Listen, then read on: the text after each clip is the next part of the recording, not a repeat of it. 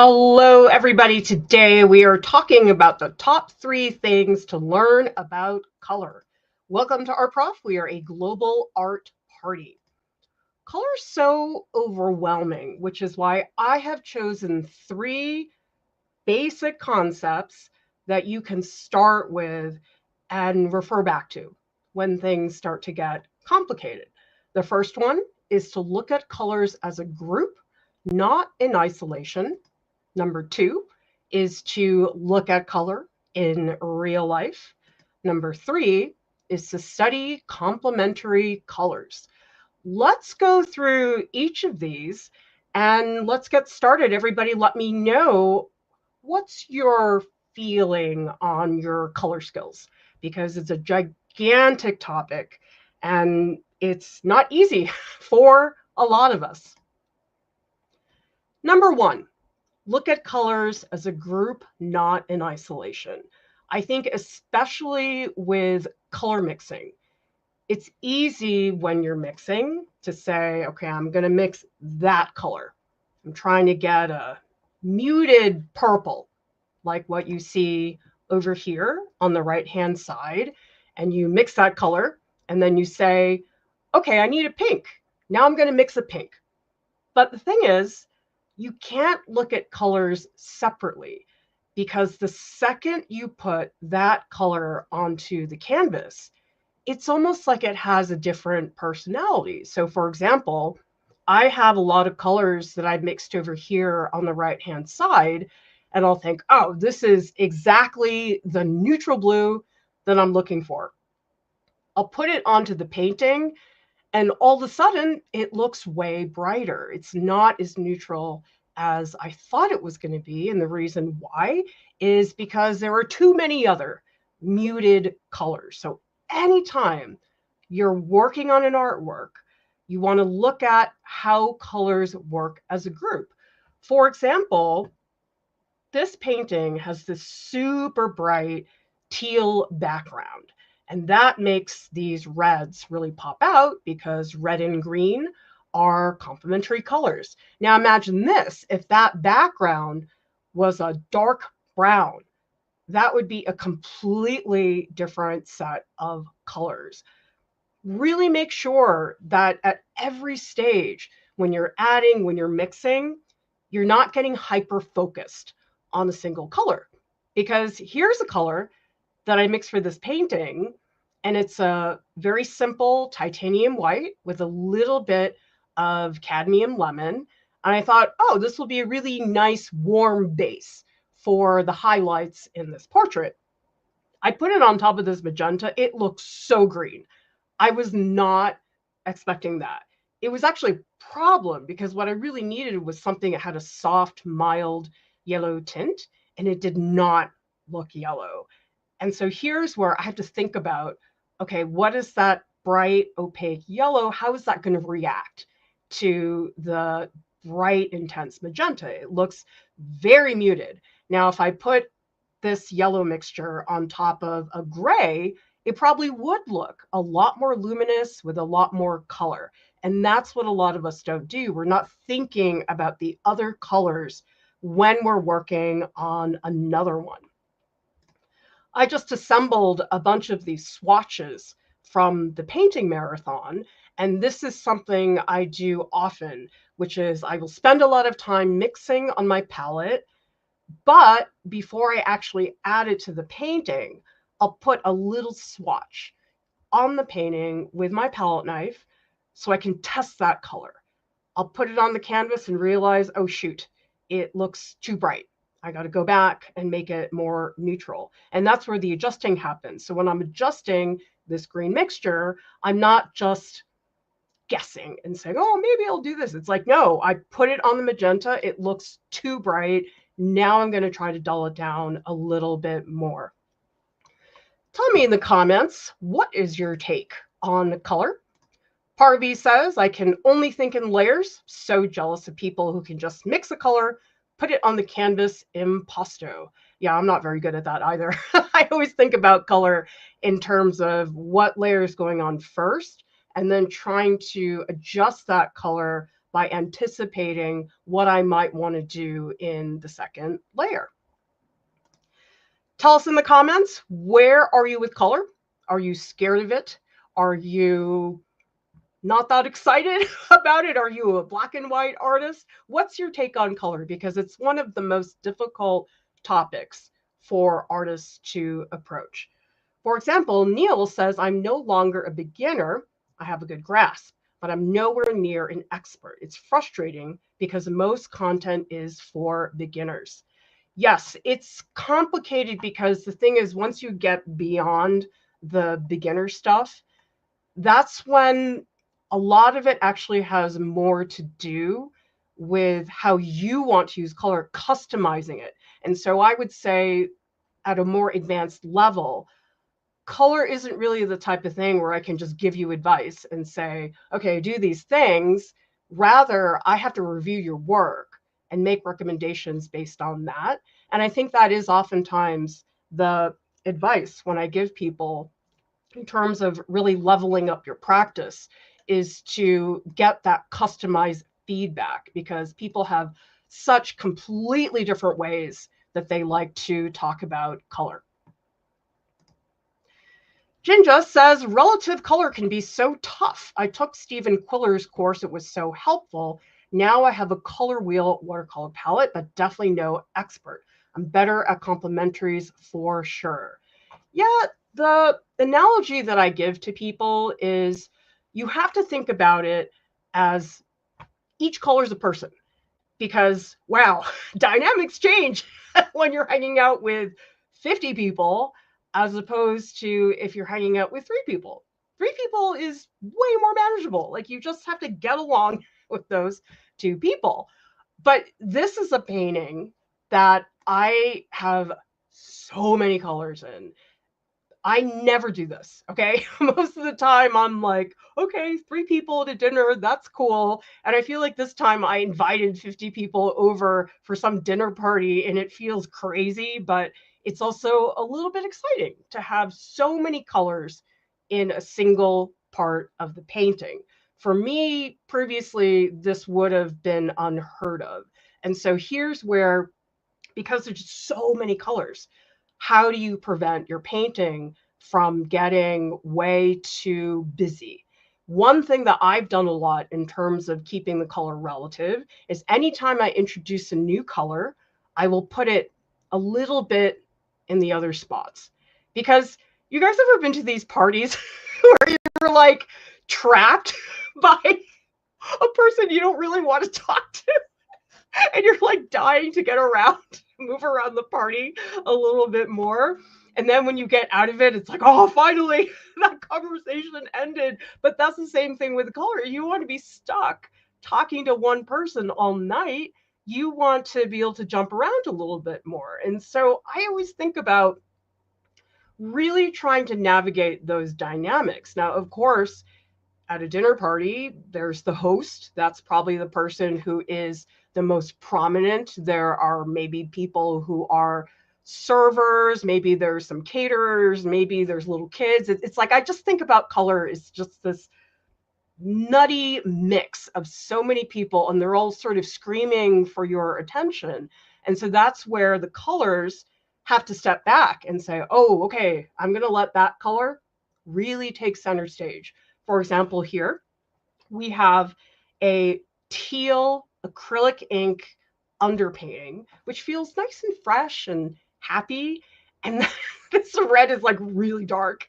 It's really taking over, and not in a nice way. It's being extremely aggressive. And that's another thing that I do too, is I will look at the colors and I'll say, well, how do I want this color to behave? Is this color really nice? Is it playing well with the other colors? Is it sinking in? Or is it a color that's just screaming so loud that you can't ignore it? And that's where the relationships really come in, that if you have 6 people screaming, it's like, oh, okay, they're all talking at the same loudness. But if you have 1 person screaming and 30 people talking in whispers, that's another dynamic. The person who's shouting sounds crazy loud at that point. We also have slate. I suffered with color for so long. The more I tried to make them perfect on the palette, the more weird and dull they looked. I know somehow with color, the more you try to do things, the worse it gets. And it's a odd balance because I have definitely benefited from things like saturation and warm and cool and those fundamentals and everything. But I know sometimes all of that's overwhelming. And that's why I have boiled it down to these three things. Because if you think about color relationships, that's pretty much going to deal with everything. Okay, saturation. We think about what makes something look muted. Usually the green that you see in my palette on the right-hand side, the reason it looks so muted is because it's next to these very bright oranges. So whether you are painting on the canvas with a brush, if you are making a color palette in advance, everything here is about relationships. And that's the thing that I never really did, was I kept thinking, oh, I got to mix that blue. If I get that blue working, everything will fall into place. But I think we all know that is generally not the case. Jason says, red-green colorblind here. I'm fascinated by the discussion of color. Well, we'd love to hear from you and your experience with that, because color is very personal. It is so different for every single person. People want to use it in very different ways. And it's all about learning the stuff that is going to help you articulate that, figuring out what are the tools of color that are going to best serve my intent. Sketchpaw says, I find color comes easy to me. I believe that colored pencils teach you to think in layers, which helps with mixing accurately. Oh, it's so different when you are mixing colors on the palette, like what I'm showing here. Colored pencils, you already have the colors. They're out there. You don't make them the way that you do with paint. And that's such a different experience that I think everybody should have. I think with drawing, it's very important that you understand how layers function in terms of color, because with paint, you just paint over it. It's like no big deal. But when it comes to layering crayons or soft pastels, it's a really different experience. So that's the thing, is that all of these color relationships, they change depending on the type of material that you're using. And Neil, I feel like I'm overusing yellows. We definitely all have our preferences. I've got some favorites. Naples yellow, yum. It's like really creamy, beautiful butter. And it's okay to have colors that you rely on. I have some colors that are like doing all the work for me. For example, if we go back and let's take a look at the palette that I did on the live stream. If you guys look at the palette on the right-hand side, I certainly mixed a lot of the oranges and reds, but you know what? The color that I used a lot was this neutral green. That neutral green went in almost every single mixture in the painting because I really needed some more dull colors. I had too many bright colors. And so that neutral green, I used it a lot. And there's nothing wrong with that. It's okay to have a color that is your best friend and is doing a really nice job. And that's okay. Brenda says, I'm a wildlife artist. My palette may seem a bit different. I'm always looking to new things to learn from a good artist. Yeah, the other thing I would keep in mind is your subject matter can obviously give you a place to begin. But I know for me, where I've gotten very excited about color is when the color really doesn't match what it is that I'm looking at. Now, again, not everybody wants to do that. Some people really do want to have very accurate colors. But for me, the second I started doing this, which is what Sketchpaws is talking about, editing your reference so that the colors are better. Because sometimes people will show me their work, and oftentimes the issue is that they have a really bad reference photo that has really washed out colors, makes it very hard how to see things. By the way, everybody, in case you missed it, the color ebook is being released on Friday, which means that you guys have just 3 days to sign up for an early bird discount. You need to do that by Friday because that sign up is going to disappear on Friday, probably, let's say, at the end of the day. And so you want to do that now because otherwise you'll miss out on that discount. The link is in the video description below. And we do have here a couple of sample pages for the workshop. You can see it's a lot of writing, diagrams, lots of fun graphics, and it's written by all 7 of the staff. So you're going to get an extremely diverse way of thinking about color, which I think is very exciting because it's not the same thing as, say, when you read, let's say, James Gurney's Color and Light, which is a brilliant book. But I think it's a little bit different when you learn color from 7 different people because we all have a different take. But you know something? The only person who didn't say that color intimidated them was Lauren. People like Jordan and Mia, I was like, oh, they're really good at color. And both of them were like, yeah, I was so confused. So it's really nice when you see that people have such completely different reactions based on how things go. Okay, number 2. This is the lesson I really wish they would use everywhere, okay? Because if you open up any color book, whether it's Joseph Albers or James Gurney, or if you're learning in a class or something like that, they may bring in a still life and put some apples in front of you, and you could say, okay, that's real life. That's not real life. Still life is very posed, and it's something which is created with the intention for you to study color. But everybody, look at this. Isn't this super cute? This is Lauren at Jordan's wedding, which we had a fabulous time at. Does everybody see that complementary color scheme? Look at this. Lauren in her yellow suit, the yellow glow of the candles, and then the purple flowers that are coming downwards. That is looking at color in real life. And this is the thing that I never did. I always looked at color in a painting context, or I would say, okay, let's look at some contemporary art pieces. Let's look at the color there. I'm going to study it in my own situation. But guess what? Sometimes it's the Korean food that you had in Los Angeles that gets you to think about color. Because this was such a beautiful dish. It was also so good. It was in this really hot stone pot. This is just a feast of colors because you have that gooey yellow. Look at the mushrooms and in the bamboo shoots, you're seeing very muted grays. And then look at the noodles on the right-hand side. Those look a little more blue. And then we also have the seaweed, I think it's kale or maybe it's broccoli, and the zucchini. We got 3 different kinds of greens in there.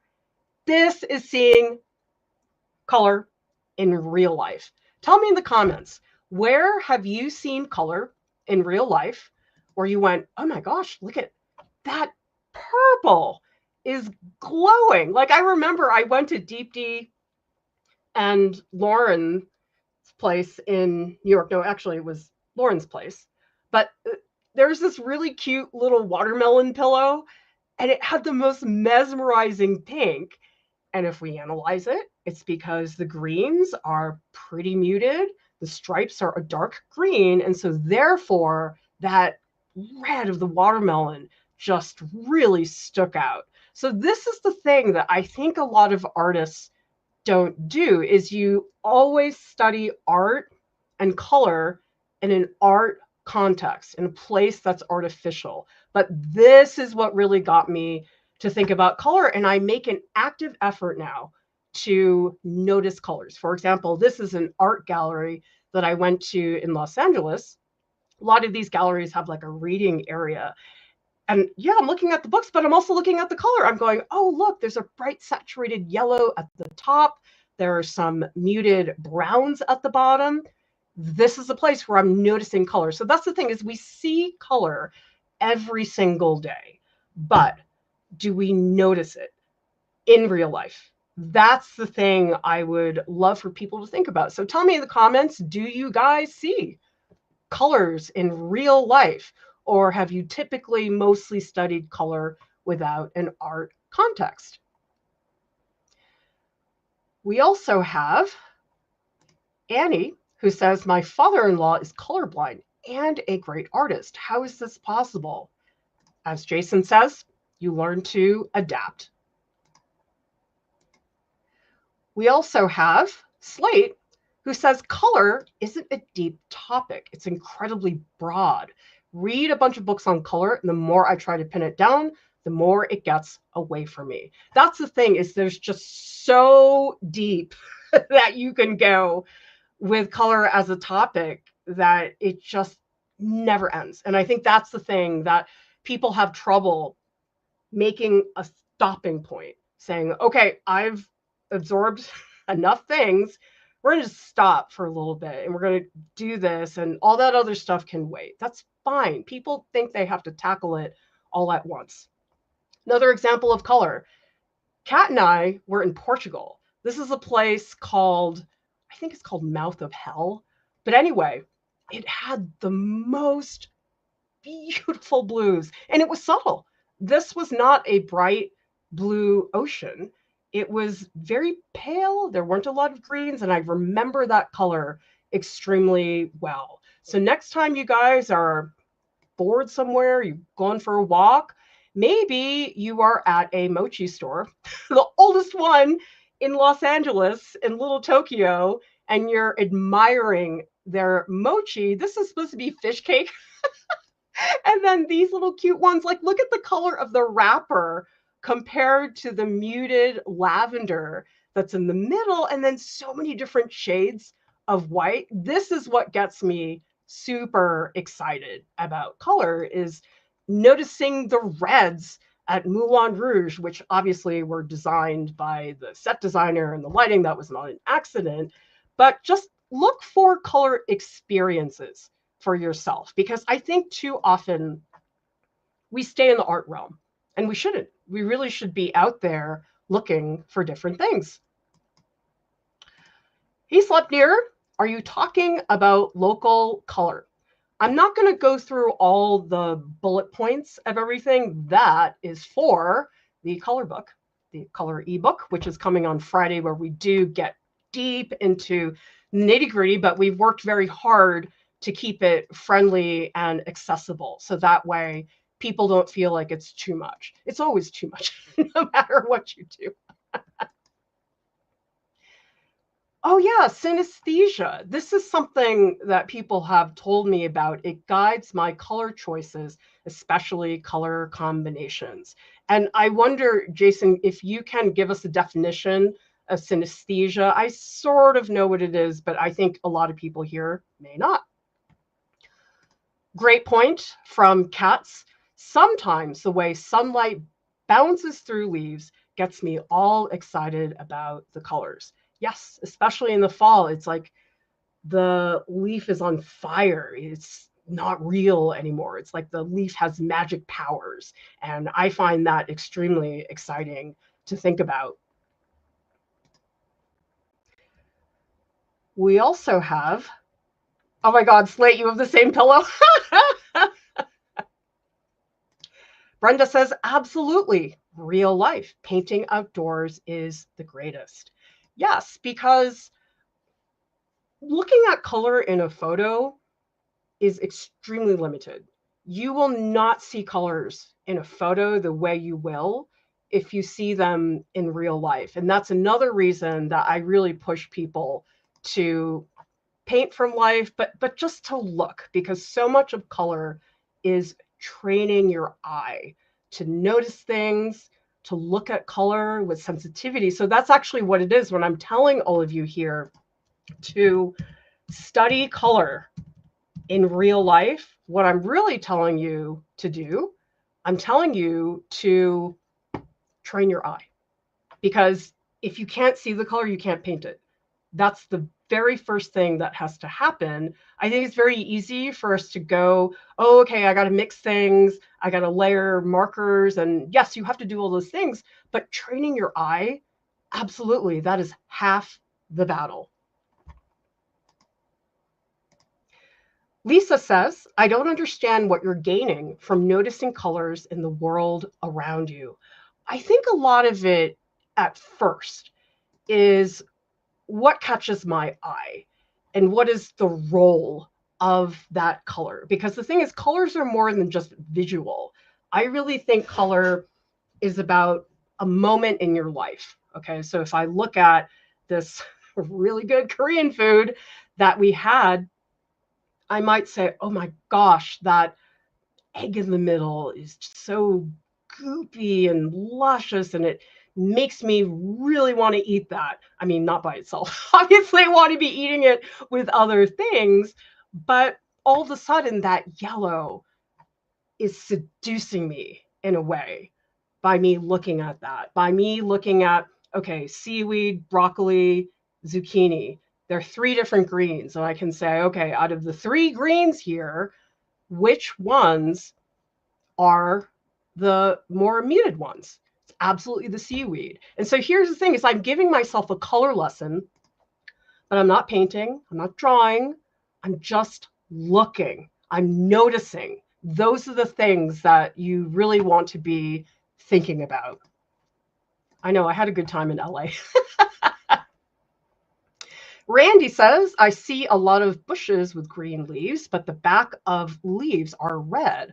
Or maybe there's just a few red leaves among green leaves. That's the other thing, is when you see something in real life, you will see those differences. Because let's say I look at a photo of a leaf, maybe it's a photo where there's like 15 leaves and I can't see it up close. Now, a leaf that I pick up and I can turn it around, I can look at the backside and do all those things, that is a much richer experience than I'm having with color, because photos cannot tell you everything. And sometimes there's things like, you could take a really close-up photo that has all the veins of a leaf, but it still doesn't capture, as Kat says, that sunlight going through the leaves. And so giving yourself a color experience that is outside of what you are doing as an artist is very important. And that's the thing, I really wish I had done that.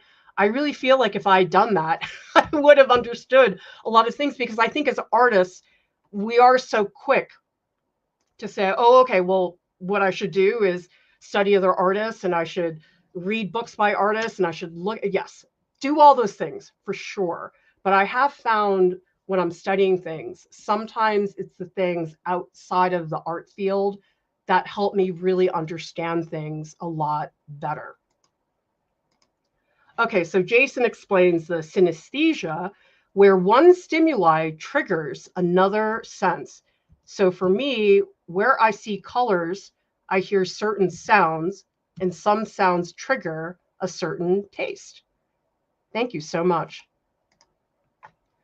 Slepnir is asking, why is there such a jump from value to color? How do you get your mind to embrace color? I think a big part of it is to make sure your intent when you mix a color is not to darken it or lighten it. Because the second you think that, that's when our color choices get really boring. So if I say, okay, I'm painting this apple, I need a shadow on this apple. Okay, if I don't think that hard about it, I think, oh, well, the shadow is darker. Therefore, I need to make a darker red. Okay, there I'm thinking about value. I'm not thinking about color. I'm just going, I got red, I got to make it darker. Color is very different. Now, if I say, okay, I want to add a shadow to this red apple, how about I use the complementary color of red, which is green? Now, a lot of people think, why would you add green to make a darker red? Like, doesn't it make more sense just to make it brown? But that's the difference, is that it puts me in the mind frame of thinking about complementaries. And when you add a color like green to red. Like most people don't do that when they are thinking about doing a shadow. So a lot of it is really understanding the mechanics of less obvious ways to make color, which brings us actually to point number 3. Out of everything you can study about color wheels and saturation and prismatic colors and local, all that stuff, okay? I really think if you do an amazing job of studying your complementary colors, a lot of the other things take care of themselves. Now, I'm not trying to say warm colors and cool colors don't matter, but if you study this one, it covers more of the things. Because I feel like if I'm studying something like value, it doesn't really help in certain other areas. Complementary colors, you're dealing with saturation. You're also dealing with value, and you're also understanding color relationships. The relationship red and green have together. And so this is actually part of tip number 1, which is to look at the relationship. So we're looking at the red and green together. We're not saying, oh, let's mix the green, I'll add the red later. As we're mixing the green, we're thinking, oh, next to this lime green, there's going to be a big chili pepper that is red. So I'm thinking in my head about that red while I am mixing the green. And that's what I mean by relationships, as opposed to, I'm going to mix a red, here it is. I'm going to mix a green, there it is. Now, certainly you could start that way, but I think color oftentimes, it's a mindset that you want to give yourself. And it's a mindset where we don't look at things so literally. This is a Monet painting. You can see red poppies in a meadow works every time. It's like instant complementary color scheme. And we might just say, okay, put red on top of the green. But if we look at the red, there's quite a bit of yellow in a couple of these spots. And so what the complementary colors do, they guarantee a color relationship that we know works well for any number of reasons. For contrast, for really getting colors to work together as a group. And the thing about complementary colors is there's so many facets of it. Okay, so you could say, let's study contemporary paintings like this Jennifer Packer piece. You can see most of it's red. But if you look at the green, there's a lot of greens. Like, look at this one. This is more like a forest green. This is a more yellow green. This one's a little more blue. And this one is very close to turquoise. And so even a painting which has very little of the green, we still get quite a bit of variation. Tell me in the comments, favorite color, everybody? Mine is definitely red. My kids, I think one of them likes blue. I feel like blue as the favorite color, it's always the color for people who are very nice and calm. I don't know. Maybe that's just like one of my kids is like that.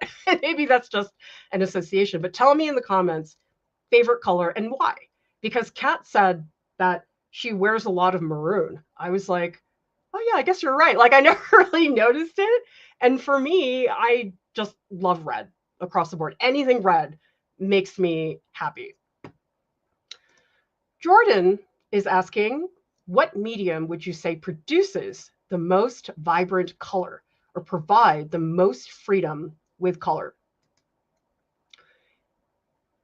I guess the answer would be, how quickly do you want that vibrant color? Because if you have colors out of the tube with paint, that's going to be the brightest those colors are ever going to be. Second, you start adding something into it, it gets less bright. Providing the most freedom, I think that's very personal. I think for me, what provided a lot of freedom was those Caran d'Ache crayons, because I was so fixated on mixing the color that I was not very free with it. Now the Caran d'Ache colors, they're right there. I'm like, dude, I got to deal with this. Like I have to use that bright magenta. I can't get out of that. Suppose I could put it away, but you only have so many colors, so you factor in well, at a certain point, I'm probably going to need that magenta for something. And that is not something that I ever really did before. We also have Lisa, who mentions, I feel like I'd need 2 or 3 study points or questions to transfer from looking to training. Well, that's where you can literally take the thing that you saw in real life and paint it. For example, I made brownies last night, and I could say, let's look at these brownies instead of eating them, which, yes, they're like almost gone. I could look at those brownies and say, oh, wow, this part of the brownie, the brown's a little more red. And actually, the top is more muted. I looked at that. And then the walnuts are more of a yellow ochre. However, the yellow walnuts, they pop because they are much lighter in value than the dark browns. And I will say, out of all the color mixing exercises that I have gone through, this is the one that changed my life. It's like a bad YouTube clickbait title. Really, this is the color chart. And actually, I'd love to hear from people. What other color charts have you done? Maybe explain a little bit about it.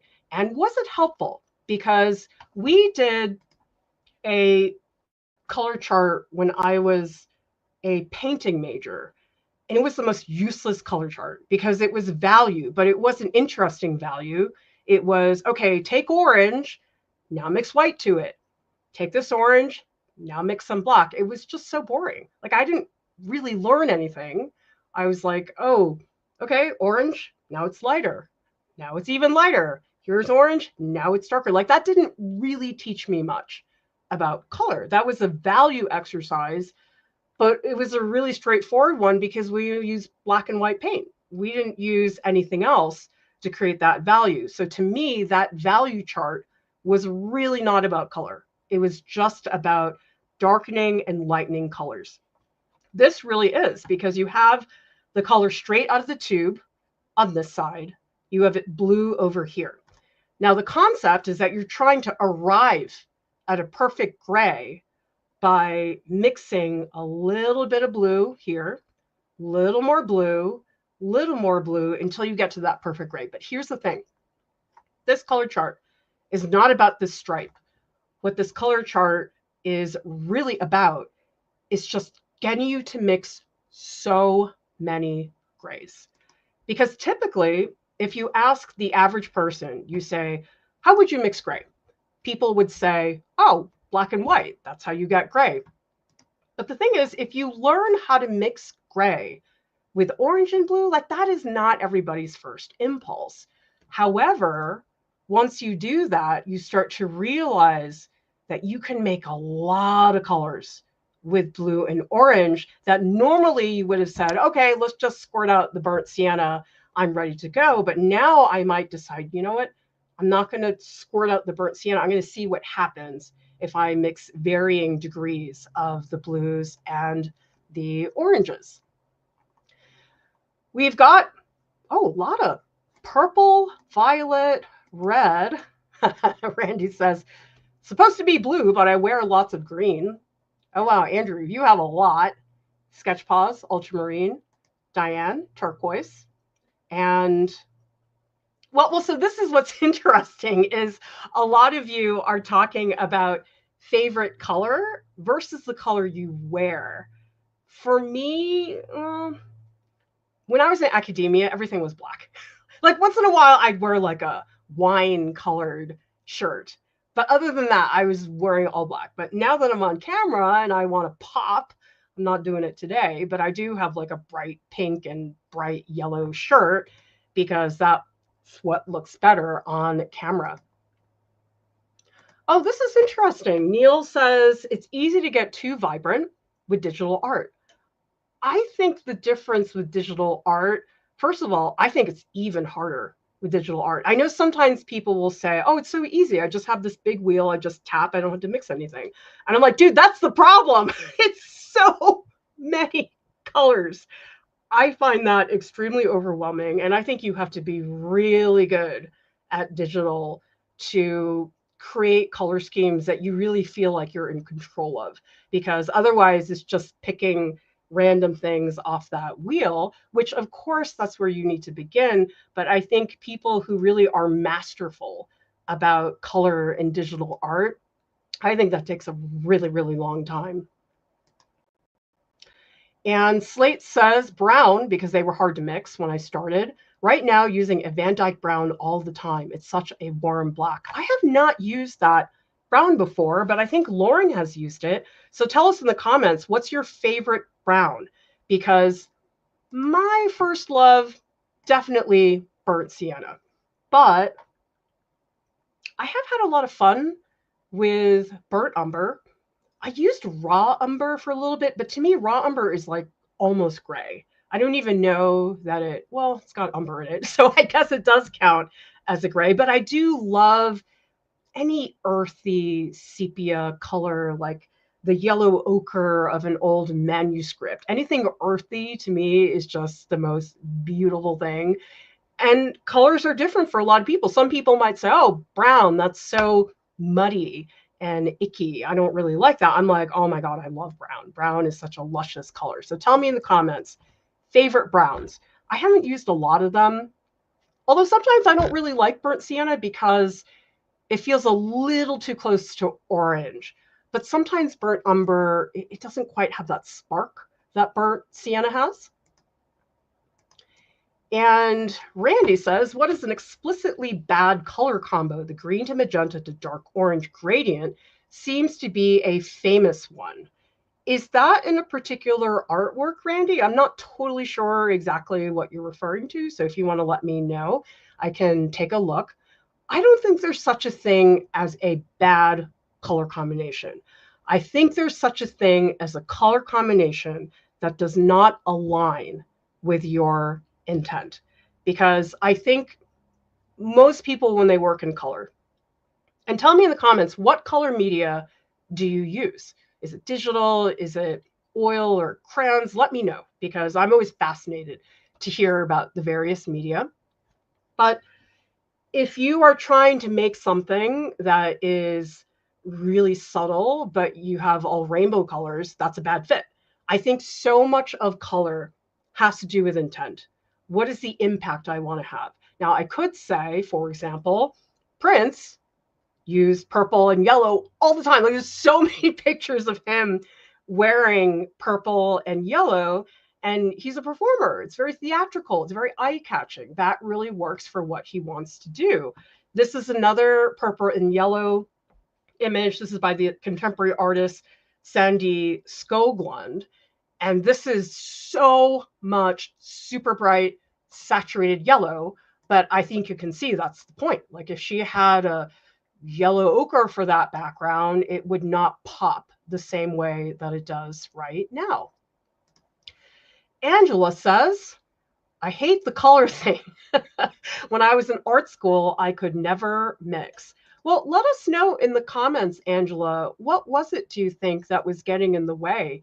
Do you feel like you didn't understand how to mix? Or do you think it was more just like a general color thing?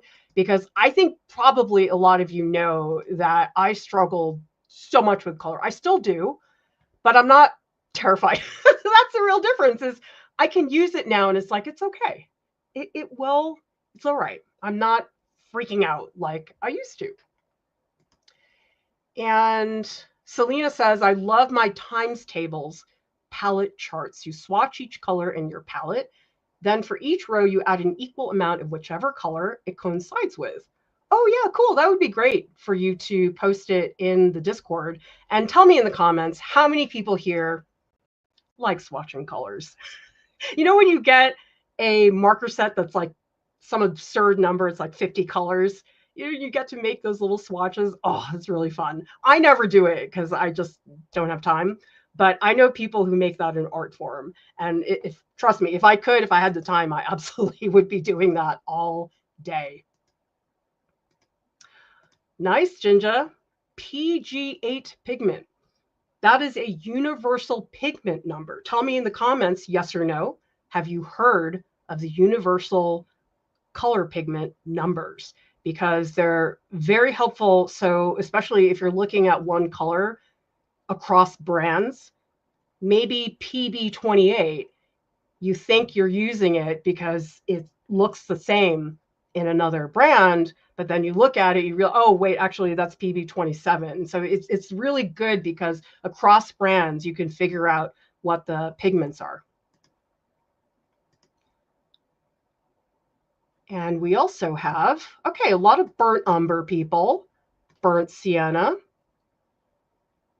And we have a lot of digital from Signature, maybe going into oils.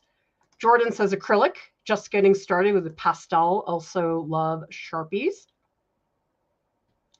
And we have a comment here from Annie who says, I find I really need to work very hard, suppress the urge to use all the colors in a single piece. Usually that will get you in trouble. Oftentimes the word limited, when people hear that, it sounds like a negative thing. But I think with color, it only makes your life easier, having a limited color palette. How limited you want it, totally up to you. Some people will say, okay, I have 2 base colors, and the color palette is variations on those 2 colors. And in fact, one of my favorite things to really learn complementary colors is to do a painting with only complementary colors, nothing else.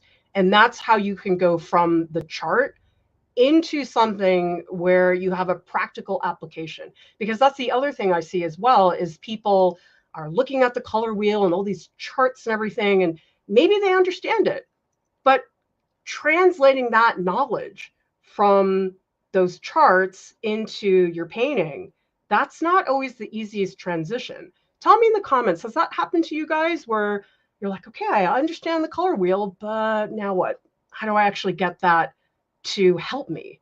Because there is sometimes a huge divide there. People can really fundamentally understand the science of color and how it functions, but really feel like they're at a loss in terms of trying to get the piece to come together.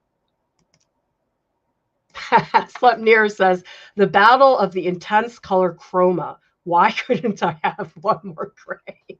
And tell me in the comments, do you guys have a preference? Do you prefer brightly colored paintings like Lauren, or do you prefer color to be in a more subtle role? For example, I've had a really great time making monochromatic pieces that have mostly maroon, but there's like a couple hints of brown. That's more my preference, but I think depending on the subject matter, I have changed that. Like this cherry painting, I'm not using subtle greens. I'm using some really bright ones to intensify some of the reds. And so that's one of the reasons I chose this for the painting marathon, because I thought, okay, well, if I'm going to do the marathon, I might as well challenge myself to do a color scheme that I am not used to. Yes, 7A, color swatching, so delightful. I know, it's like beautiful results. You didn't have to think about it so hard. And Selena says, last 5 pages, nothing but swatches. Okay, so it looks like we have a, Jordan, not sure about universal pigment numbers. I understand them as a concept, but I haven't done a deep dive. So I don't know that I'm a great person to give advice about that, but it is something that I just learned about like really recently. I'm really embarrassed. I'm like, I've been teaching art this long and like nobody talked to me about these until I went to Guerra Paint and Pigment. And they're the ones who really explained it to me, because they have that massive color chart where everything is very meticulously labeled. We also have, hi Val, welcome. Lovely to have you here. Kat says, imagining the color wheel in Procreate while I mix my paints helps me think about it more clearly. Yeah, the whole digital traditional thing. Now, I didn't grow up with digital painting. It's still this weird foreign entity to me.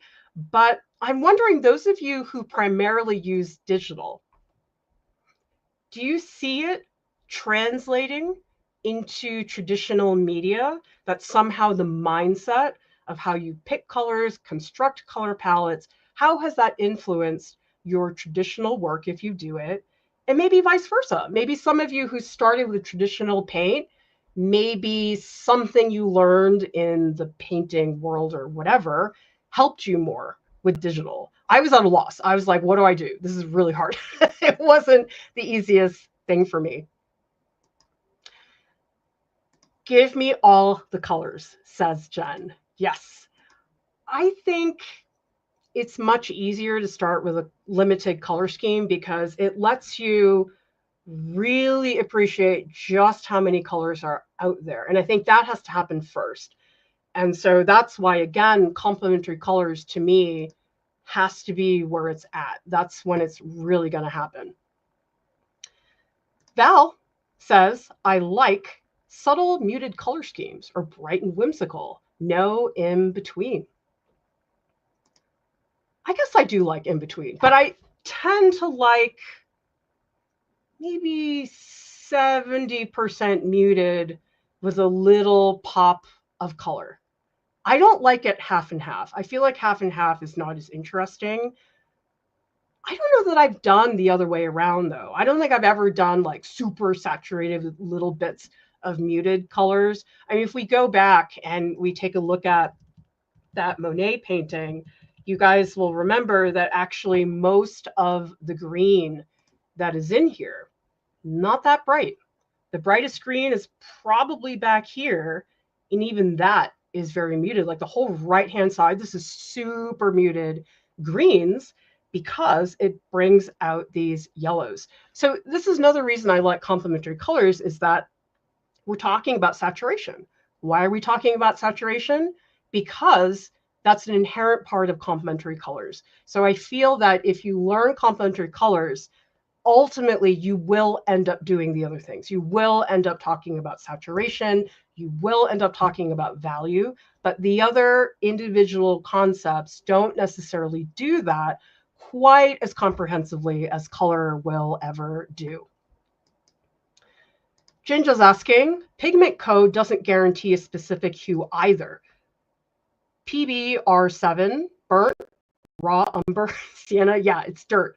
Dirt everywhere is slightly different. Some with PR 101, English red, and Indian red don't match because they have a different dirt. Yeah, I mean, people get very hung up about all of the intricacies of color.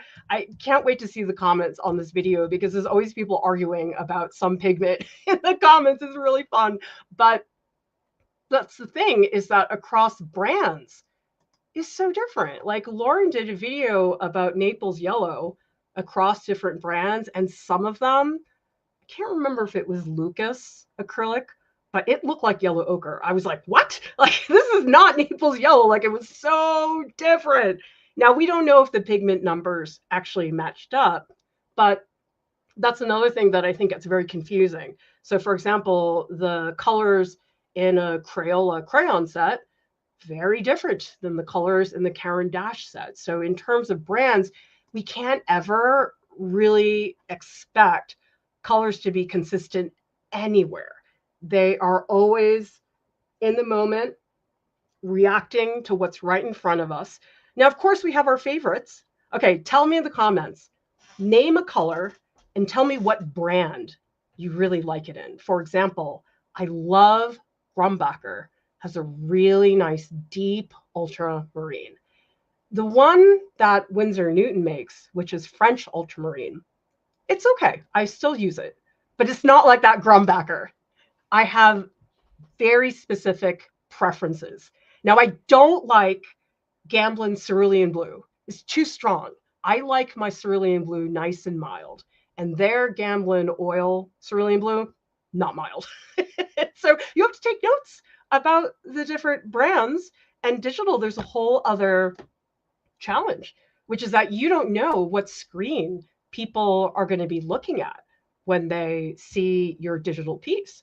They could be looking at it, maybe their monitor's really bad, and maybe then all the colors are really washed out. So we're talking more into the specifics right now about all of these things, but that's why fundamentally what I think is very important, because you can see very quickly we started diving into so many specifics, but I think ultimately come back to these three things. When you're feeling like it's way too much that's going on, come back to this, because I'm not saying the other things are not important, but these are the three things that are going to cover the widest area. So that way you don't feel like you're studying 12 things. You can always come back to these three. So look at colors as a group, not in isolation. Look at color in real life. Study complementary colors. These three things, if you make this stuff happen, it really is going to cover a lot, because I think for most of us, we are pretty overwhelmed because there's just so much going on with color to think about. We also have, sketch pause, M. Graham Cobalt Blue over Winsor and Newton. Oh, Neil, are you trying to start a fight with me? I need alizarin crimson. Like, I can't function because I think it was the Geneva set. Oh, no, it was the Michael Harding set in oils. It didn't have alizarin crimson. I was very disappointed. I was like, oh, that's enough for me to not want to buy that set. Any set that doesn't have alizarin crimson to me is very, very upsetting. Yes, look at all these fine points. Lisa says how they grind the pigment. Yes, I saw that at Gara Paint. They can grind it super, super fine, or they can make it a little bit more coarse. And also, 7A says it can even vary depending where it was mined. Also, did people here know that the availability of paints, it doesn't have to do with artists. It has to do with the automotive industry. They're the ones who decide if a color goes extinct or not, because they're the vast majority of the color industry. We also have, Randy says, coal erase indigo blue and terracotta. Crayola's dandelion yellow. Oh gosh, it's been a long time since I have picked up a Crayola color. But you know what? When I was a kid, my favorite Crayola color was brick red, because it was red, but it was like a little tint of purple. I mean, it really did look like a brick, but it wasn't as brown as a brick. It was definitely more red. But I remember that color, and those colors that stick with you are pretty important. Kat says, Japanese watercolor set that Grumbacher does. I adore the violet that is included. And we also have Annie, Core Quin Gold watercolor. Jen likes quinacridone magenta made by Golden. Oh, Slate, I've never used Terra Verte. Somebody told me about it recently, but I never have had it on any palette. Sennelier, is that pastel or is that something else? Cecile says, I struggle with mixing colors. Oh, it's so hard. People always say to me, oh, well, shouldn't this get easier? I'm like, no, it gets worse. Because the thing is, the more you know about color, the more things you're thinking about. I feel like in the beginning, you don't know all those things. Ignorance is bliss. Now, I'm like, oh, I could just get it a little more of this, and I'll just go back swatching so many times. So sorry, when you get better at color, it gets worse. Jordan's asking, can you make your own paint by grinding down soft or hard pastels? I'm not sure. I don't have any experience making stuff. I wish I did. I would love to learn all those things someday. Maybe somebody in the chat knows about that.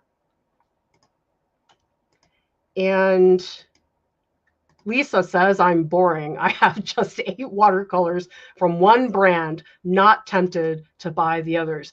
There is something really to be said, everybody, about having colors that are your old reliables, the ones where you're like, yep, I don't have to think about it. It's like going to a restaurant. You're like, yep, I want their tonkatsu ramen, the one with mushrooms in it. I always order that every single time, no matter where I go.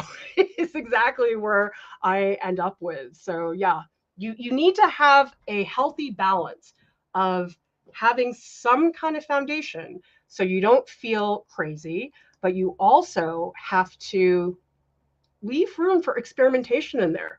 A lot of color is about challenging yourself to use things or try combinations that you don't think are gonna go well, but that's the experimentation. And that's what's hard is people will say, oh man, I mixed that color. It looks terrible. Now I wasted all that paint. But you know something? I've seen people make whole paintings from leftover paint on their palette, and they've made some really cool things. So it's not always a waste of paint. And the fact of the matter is, you have to do that. If you want to learn how to mix, inevitably, you're going to do a lot of colors that are not so great.